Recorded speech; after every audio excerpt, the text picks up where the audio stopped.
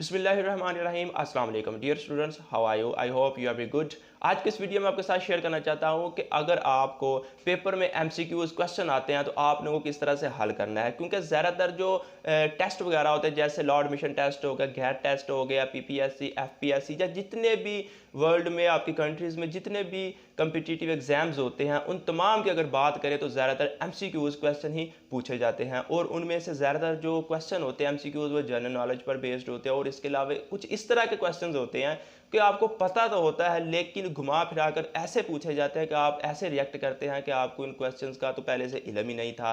तो आज की इस वीडियो में आपके साथ शेयर करना चाहता हूं कुछ ऐसी ज़बरदस्त और यूज़फुल टेक्निक्स। ये ऐसी टेक्निक्स हैं जो कि पहले रिसर्च हो चुकी हैं, लोगों के ऊपर साइंटिस्ट लोगों ने रिसर्च की है और फिर इनको इशू किया है कि लोग इसको समझे टेक्निक्स को और अपने पेपर्स को ईजिली हल कर पाएँ। तो आज की इस वीडियो में आपने यही सीखना है कि अगर आपको एमसीक्यूज नहीं आते तो आपने किस तरह से उनको हल करना है।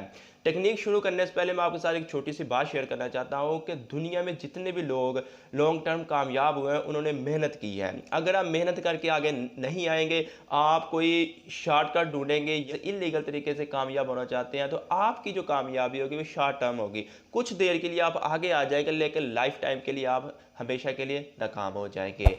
तो बिना टाइम वेस्ट के चलते अपने आज के टॉपिक की जानिब, लेकिन उससे पहले अगर आप चैनल पर न्यू है तो चैनल को सब्सक्राइब करें, बेल आइकन को प्रेस करें ताकि आपको हर न्यू आने वाली वीडियो बर वक्त मिलती रहे। सबसे पहले टेक्निक वो ये है कि आज जब आपके सामने पेपर आ जाएगा आपने सारे पेपर को गौर से पढ़ना है। क्वेश्चन नंबर 1 से लेकर क्वेश्चन नंबर 100 तक या जितना भी एट द एंड क्वेश्चन है आपने वहां तक सारे पेपर को गौर से पढ़ना है। इसका आपको फायदा क्या होगा? इसका आपको सबसे बड़ा फायदा ये होगा कि जब आप सारे क्वेश्चन को पढ़ना शुरू हो जाएंगे तो उन क्वेश्चन में आपके दो पोर्शन बन जाएंगे।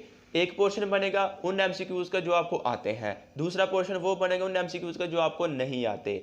जो आपको एमसीक्यूज आते हैं आपने जल्दी जल्दी उनको टिक लगा लेना है और जो आपको एमसीक्यूज नहीं आते आपने उनको टिक नहीं लगा लेना, उनको साइड पे कर लेना है। उनको कैसे हल करना है? आगे आने वाले टेक्निक्स को यूज करके आपने उनको भी हल करना है। जब आप सारे पेपर को गौर से एक बार पढ़ेंगे तो उसका ये फायदा होगा कि आपका दिमाग जो होगा आपको हिंट देना शुरू हो जाएगा। आपको हिंट देना शुरू हो जाएगा, आपको ये बताएगा कि आपका ये एमसीक्यूज दुरुस्त है और ये एमसीक्यूज गलत है।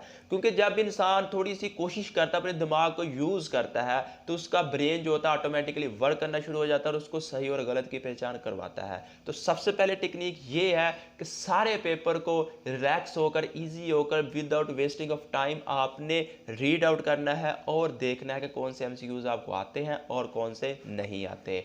नंबर 2 टेक्निक वो ये है कि आपने जो ऑप्शंस आपको सही नहीं लगते आपने एलिमिनेट करने हैं। मिसाल के तौर पर आपको एक स्टेटमेंट दी गई, उसके नीचे 4 ऑप्शंस है ए, बी, सी और डी।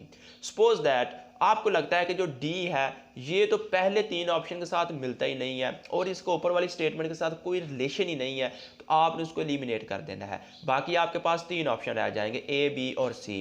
अब आपने ए, बी और सी इन तीनों में से देखना है कि कौन सा ऑप्शन सही होगा। सपोज दैट आपको लगता है कि सी जो है वो भी नहीं मिलता जुलता, आपने उसको भी एलिमिनेट कर देना है। बाकी ए और बी रह गया।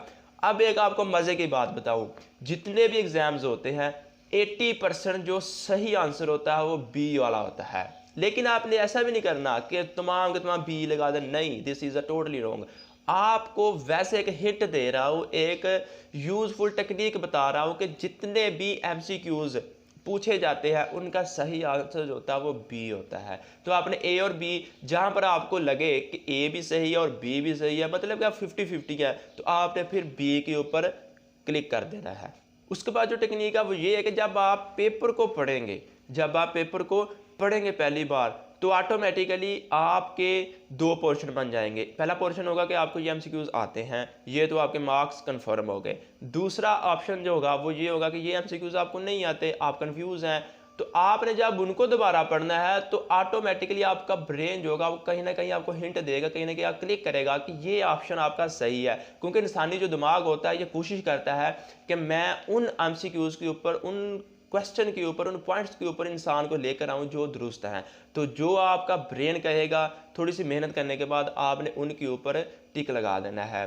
नंबर 4 टेक्निक वो ये है कि आपने सारे पेपर को इजी होकर, रिलैक्स होकर सॉल्व करना है। इसके लिए आपने कंफ्यूज नहीं होना। जब भी आप कंफ्यूज हो जाएंगे तो यकीन करें आपको जो आता भी होगा ना वो भी मिक्स हो जाएगा, वो भी आपका ज़ाया हो जाएगा। तो इसी तरह आपने सबसे पहले अपने पेपर को रीड करना है, कंफ्यूज बिल्कुल भी नहीं होना। अगर आप कंफ्यूज हो गए तो जो आते होंगे वो भी आपके ज़ाया हो जाएंगे। उसके बाद टेक्निक वो ये है कि आपने पेपर को 3 हिस्सों में डिवाइड कर लेना है। सबसे पहला जो हिस्सा है वो ये है, आपने पेपर को पढ़ने के लिए टाइम देना है। मिसाल के तौर पर सपोज दैट आपको 2 आवर्स मिलते हैं पेपर हल करने के लिए, एमसीक्यूज हल करने के लिए, सब्जेक्टिव पोर्शन हल करने के लिए।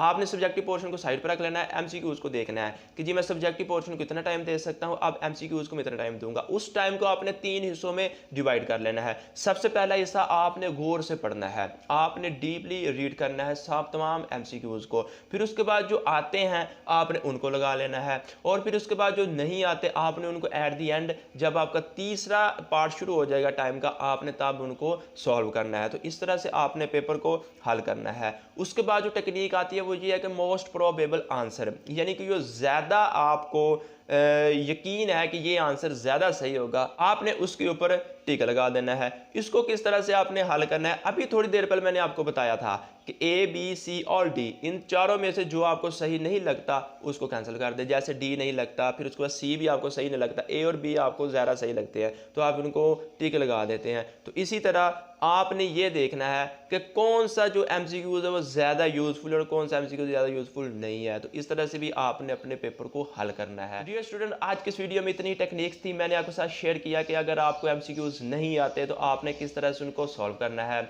अगर तो आपको एमसीक्यूज आते हैं तो जारी बात है आप उनके ऊपर टिक लगाएंगे, और अगर आपको एमसीक्यूज नहीं आते तो जारी बात है आप तुक्का लगाएंगे। और तुक्का भी आपने बिल्कुल ऐसे नहीं लगाना, जितनी मैंने टेक्निक्स बताई हैं उन तमाम के ऊपर आपने अमल करना है। इंशाअल्लाह अज़ीज़ आपका पेपर 100 में से 90% आपका दुरुस्त होगा। और ये टेक्निक्स बताई हैं ये बड़े बड़े लोगों के ऊपर यूज़ की हुई हैं, जो मेहनती लोग थे, जो टॉपर थे, लेजेंड थे, जिनका आज नाम लिया जाता है, ये उनके ऊपर सर्च की हुई हैं। तो अगर आप चाहते हैं कि आप भी एक लेजेंड के तौर पर सामने आएँ तो इन टेक्निक्स को सीखें, मेहनत करें, अल्लाह ताला पे यकीन रखें और अल्लाह ताला से दुआ करें। तो मुझे दीजिए इजाज़त, मिलते हैं एक न्यू वीडियो में, तब तक के लिए अल्लाह हाफ़िज़ Nazir and wish you all the best.